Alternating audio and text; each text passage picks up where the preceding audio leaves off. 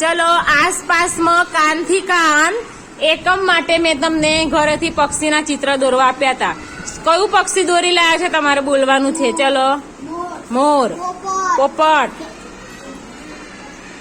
મોર, ગુલાબ, પોપટ,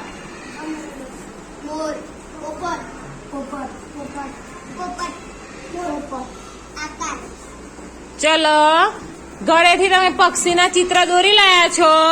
આ પક્ષીને કાન છે? કાન હોતા નથી. કાનની જગ્યાએ શું હોય છે? નીંદા. જ્યારે ગાય, ભેંસ, ઘેટા, બકરા બધાના કાન હોય છે? એમના કાન દેખી શકાય છે?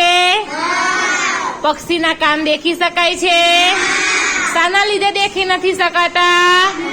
પીંછાના લીધે. શાના લીધે? પીંછાના લીધે.